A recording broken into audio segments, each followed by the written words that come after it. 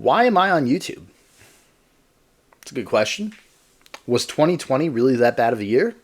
For a lot of people, yeah. For me, it was probably my best year I've ever had. Let's have a hot takes discussion about why.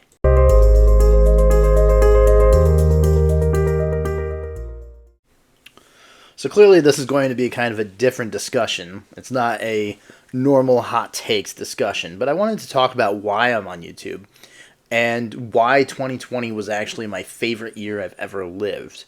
And I think just saying that is kind of a hot take, so I figured I could frame my little about me video with hot takes discussion. So here we go. 2020, the year of COVID. What was I doing during the start of this? I was actually a manager. I was an assistant manager of a Burger King, believe it or not. And I'd been working there for 7 years. I'd been a manager for, I think, roughly 3 years I was in management there. Perhaps a little longer. I can't complain too much. I mean, fast food is fast food, and working there sucks. It's no different than retail. You know, you hear about retail and food, and most people are like, yeah, those are the two worst jobs. And I kind of agree.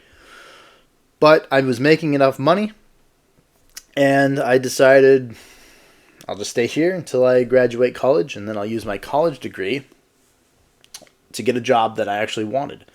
I was in college for a bachelor's in business management.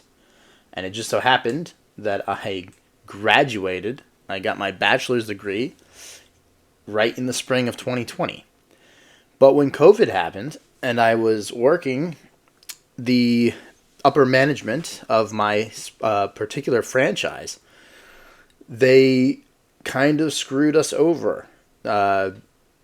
They took away a lot of my hours. They took away a lot of my employees that were working with me, so I had to run around like a chicken with no head, and that sucked. So I got kind of sick of that. I also lost out on some vacation that I had scheduled, which was really annoying. And I kind of got really annoyed with upper management, honestly. So I quit. And when I quit, it was kind of in the height of COVID. The country was shut down. I live in the United States, and at that point it was like total shutdown. And I spent the spring and the summer kind of not even thinking about getting a job because no one was hiring at that moment. And while I was doing that, I had graduated college in the spring, and once I graduated, I said, well, shit, now what? And Gloomhaven had just come out, so that's basically what me and my family did. We just sat down and played a ton of Gloomhaven. When we weren't playing Gloomhaven, I started to write, actually. I started writing my book. It's always been my dream to be an author. So I took the opportunity when I was not employed. I had saved up enough money, and I had a very minimal amount of bills. So I could pay my bills every month, and that's what I did. I just paid my bills. I wrote. I didn't worry about getting a job, and it was awesome. I got the first draft done of my book by the end of the year.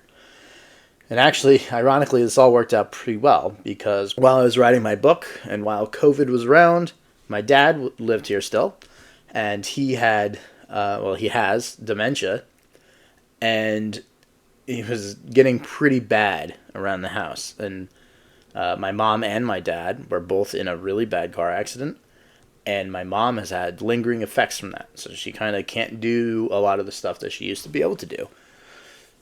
So it was kind of nice that COVID happened because I was able to help. I didn't help that much. Let's be real here. I'm not the best caretaker, and I have a strange schedule. But when help was needed, I was able to offer it. Like, for example, he had a really hard time getting up off the couch, and my mom can't lift that much because of the injury. She broke her sternum, and although that healed, she has had a lot of lingering trouble because of that. So I helped pick my dad up off the couch and stuff like that. But he is now in a nursing home, and I don't have to worry about that anymore, which is kind of a big relief. And if you've ever lived with someone with dementia, you will understand that it's not a mean thing to say. So, with COVID, with COVID, I just stayed home. I know that a lot of people have this weird, I guess it's not weird, I guess it's really quite normal to have this, I need to get out and do stuff. And a big part of COVID, people were struggling because they couldn't go out and have fun. The ironic part is, that was my favorite part about COVID. You used to have all these people trying to talk to you. You used to have all these like interactions in public. I didn't want any of that. I'm really much a let me just be by myself type person. I don't want to have small talk, and I don't want people knocking on the door and wanting me to come to the door and talk to them. I just like to be by myself. I like to hang out with people. I like to talk to friends and stuff, but strangers or random people, it's not really my thing. So I kind of enjoyed the whole, let's just stay at home, let's not infect each other. So that was actually a huge plus for me with COVID. I understand that a lot of people, not so much, and that's okay. But for me, the encouragement to stay at home, where I like to be anyway, was like, sweet, this is a vacation.